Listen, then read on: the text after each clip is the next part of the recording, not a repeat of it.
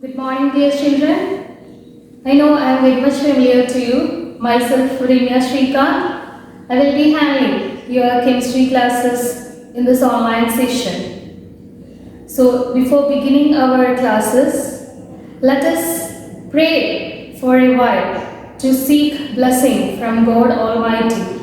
Let He shower upon us all His blessings.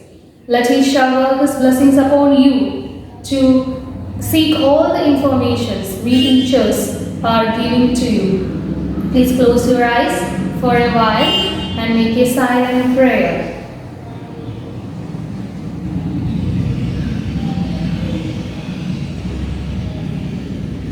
Thank you all. Please open your eyes now. And in the introduction video, I have already told you about what is chemistry and what is the role of chemistry in the day-to-day life. So I am not moving on to such a topic today because you are all familiar with the subject chemistry. You already started studying chemistry from classes 6th onwards. Now you enter to the 9th standard and we are directly going on to the first chapter in chemistry, that is matter in our surrounding, or we are moving on to the topic matter around us. So let me introduce you the term matter. You have already heard what is matter. Now I am going to say the definition of matter. What is matter? Any substance or object which is having a definite mass and volume is defined to be matter. That is, the substance which is having mass and volume. In physics, we will be studying the terms what is mass, what is volume, etc. You are already familiar with such terms. Or we can simply define what is matter. Matter means the substances which is having mass and volume. A definite mass and volume is said to be matter. Now we are moving on to what is behind the matter or what constitutes matter. So we know that when we are creating something, there will be a basic component, or every matter is made out of tiny particles. Matter is made out of tiny particles. And what will be the size of these particles? Is it big? No. Matter is made out of tiny particles which are extremely small beyond our imagination. That means we cannot even see these particles with our naked eyes. And there will be millions and millions of these type of particles. The particles of matter. Matter is constituted of particles, and the particles of matter are extremely small beyond our imagination and is made out of millions and millions of particles. That is, for a single piece of a chalk, we can say that a single piece of chalk is having millions of tiny particles. We cannot even see these tiny particles with our naked eyes. And we can explain this with the help of an activity. That is, we are going to take some potassium permanganate crystals. I hope all are familiar with potassium permanganate. It is a violet color substance or a purple color substance which is usually used as antiseptic. This potassium permanganate, we can get it from the medical stores, and we are going to take, in this activity we are going to take only a small pinch, a very pinch of potassium permanganate, and we are going to dissolve it into a cup of water which is of 100 ml. We are going to take a beaker and we are taking water measuring 100 ml. And we are taking potassium permanganate, a pinch of potassium permanganate or a one crystal of potassium permanganate. We are not only taking very small crystal of potassium permanganate, and we are going to mix this permanganate into a beaker holding 100 ml of water. Now, we are going to take another one beaker and we are going to take 90 ml of water and we will be taking 10 ml of water from this 100 ml of water which is having potassium permanganate. Before that, what will be happening into the 100 ml of water having this potassium permanganate crystal? I already told it is a purple color substance. And when this potassium permanganate is mixed into this 100 ml of water, its color may be changed into purple color or it may be a dark purple color water will be seen in the first beaker. Now we have taken 10 ml of water from the first beaker and we are going to dissolve it into another beaker which is having 90 ml of water. And so what will be the total amount of water now? 90 ml plus 10 ml and it will be 100 ml of water in the beaker 2. So what will be happening there? This 10 ml of water get dissolved into this 90 ml and then the color may be changed into purple again. But what will be the difference between this purple color and this purple color? This will be darker and this will be light compared with the first beaker. Is it clear? That means the first beaker which is having 100 ml of water in which the crystal is dissolved will be having a dark coloration compared to the second beaker which already initially holds 90 ml and into which this 10 ml is added. This beaker also will get some coloration but this color will be light than the first beaker. And we are going to repeat it into another. It will be repeated 5 or 10 times and in each beaker the color will be same. But what will be the intensity of the color? The intensity is decreased in each beaker. Is it clear, dear children, what we have studied now? That means we are studying that or we are going to prove that matter is made out of particles that are extremely small and there are a million and million of particles in a single matter. For that, we are going to conduct the activity in which we are taking a small crystal or a pinch of potassium permanganate which is dissolving into 100 ml of pure water and we will get a dark purple coloration. In the second beaker, we have taken initially 90 ml and taken 10 ml of water from this beaker and added. In the second beaker also we will get a purple coloration but it will be lighter than the first one. And this is repeated in 5 or 10 times. And in each step we will get water which is purple color but the intensity will be decreased. And we can conclude that matter is made out of tiny particles because we didn't add any more crystals. From the first beaker, the water is already passed. That means it only having the crystal which is added in the first beaker. But still, this coloration is occurring. That means even a single crystal or a single pinch is having millions and millions of particles. So children, what is our conclusion now?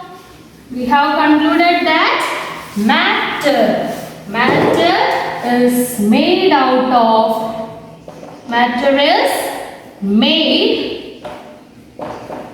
of tiny particles that are present in larger quantity. Matter is made up of particles. Tiny means extremely small. Extremely small particles that are present in larger quantity. Now we are moving on to the topic characteristics of particles of matter.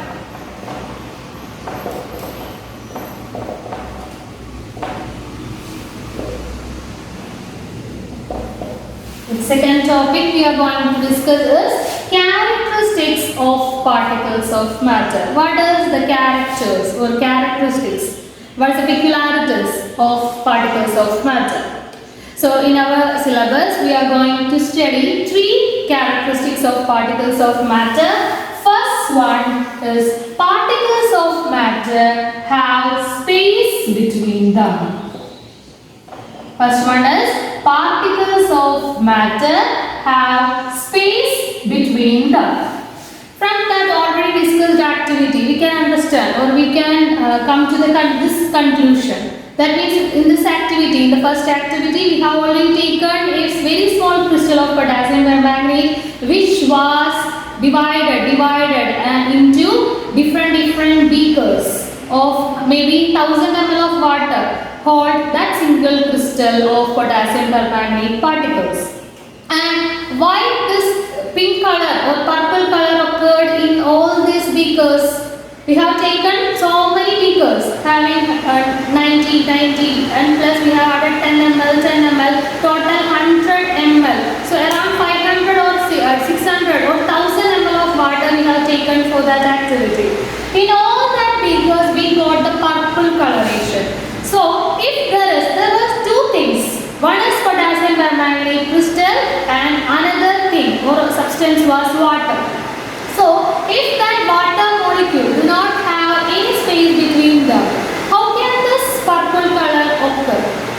Or how the crystals of potassium permanganate, the particles of potassium permanganate can make this purple color to the water? We have seen that, right? In every beaker, this purple color occurs but with less intensity. But what we can conclude that is from that activity we can take into the conclusion that particles of matter have space between them. That is, there is space in between particles of water, vacant space in the particles, between particles of matter of water, where the particles of matter of potassium permanganate got dissolved. So we have studied the first characteristic, particles of matter have space between them with activity 1. That means once again children I am explaining, first object we have taken was water and second thing we have taken was potassium permanganate. And we have added potassium permanganate into the water, and if there is no space between particles of water, the potassium permanganate crystals cannot dissolve and cannot make this purple coloration. But we have seen in every beaker this coloration occurred, showing that particles of matter have space between them. Now the second characteristics of particles of matter. Second one is particles of matter are continuously moving. Particles of matter are continuously moving. So how can we demonstrate or how can we explain this? You might have seen the incense sticks which we are using in our own houses during pujas and everything. You know what is incense sticks, right? This is Malayalam, what is incense sticks? Chandanathiri. So we are using it in our home and we are lighting up this incense sticks in our one room or the puja room of our house. But when we are sitting in another room, we might have feel the smell of that incense stick.